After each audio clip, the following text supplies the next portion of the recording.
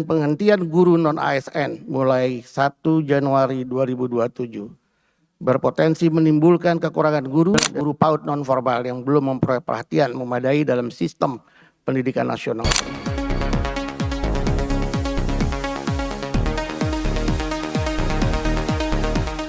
Tentang inventarisasi, pengawasan, dan pelaksanaan Undang-Undang Nomor 20 2023 tentang aparatur sipil negara ASN. Saya rasa ini akan sama dengan rekan-rekan yang lain, yaitu tentang menyangkut masalah P3K,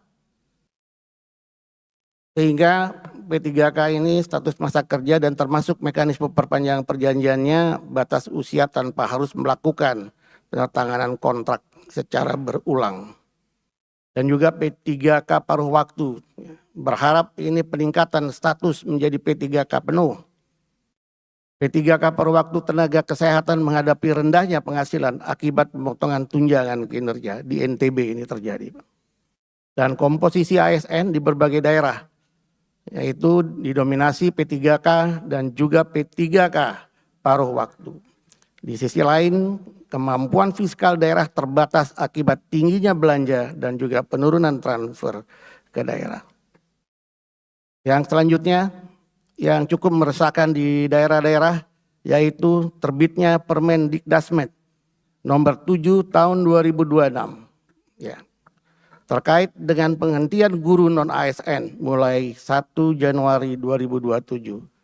Berpotensi menimbulkan kekurangan guru dan berjumlah besar apabila diiringi dengan percepatan pengangkatan ASN dan pemerataan distribusi guru. Rekomendasinya adalah pemerintah pusat melalui penyusunan regulasi teknis yang lebih komprehensif mengelola P3K dan P3K paruh waktu, termasuk masa kerja dan kepastian status, penggajian, pengembangan karir, dan juga jaminan sosial. Dan juga pemerintah melakukan pemetaan kebutuhan guru nasional, pemerataan distribusi guru, percepatan peningkatan ASN guru sebelum implementasi penuh kebijakan penghentian guru non-ASN. Tindak lanjutnya DPD RI melaksanakan rapat kerja dengan Kementerian Pan-RB, BKN, Kementerian Keuangan, dan juga Kementerian Dalam Negeri terkait pengelolaan P3K dan P3K paruh waktu. Yang selanjutnya adalah inventarisasi materi pengawasan atas pelaksanaan Undang-Undang Nomor 12 tahun 2022 tentang tindak pidana kekerasan seksual, khususnya terkait kekerasan dan pelecehan seksual terhadap perempuan dan anak di lingkungan pendidikan dan juga rumah tangga. Implementasi Undang-Undang TPKS ini belum optimal sekali, khususnya untuk pembuktian kasus kekerasan terhadap penyandang disabilitas. Dan juga termasuk biaya visum yang masih terlalu mahal, 7-8 juta. Kapasitas SDM konselingnya juga masih terbatas. Jadi perlukan penguatan pemulihan psikososial dan juga perlindungan korban secara komprehensif. Penanganan kekerasan berbasis gender di daerah belum optimal juga karena masih dipengaruhi kapasitas kelembagaan, daya dukung sosial masyarakat, dan belum sinkronnya regulasi tentang layanan perlindungan. Rekomendasinya adalah penguatan implementasi Undang-Undang TPKS khusus dalam penanganan korban kekerasan dan juga kekerasan terhadap disabilitas dengan pendekatan yang humanis. Tindak lanjutnya DPD RI akan melaksanakan rapat kerja dengan Kementerian PPPA, Kemendikdasmen, BPJS Kesehatan, dan kementerian atau lembaga terkait penguatan implementasi Undang-Undang TPKS.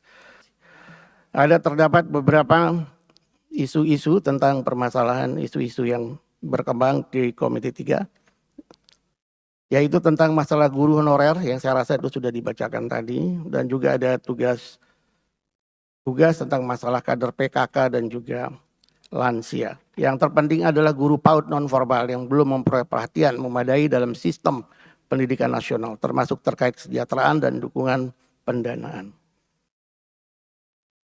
Yang selanjutnya BWLD, yaitu masalah pemantauan dan evaluasi rencana peraturan daerah dan peraturan daerah terkait penyelenggaraan pendidikan. Aspirasinya saya rasa ini sama dengan masalah P3K, paruh waktu dan P3K yang penuh waktu, dan juga masalah tenaga kontrak non-Dapodik ASN.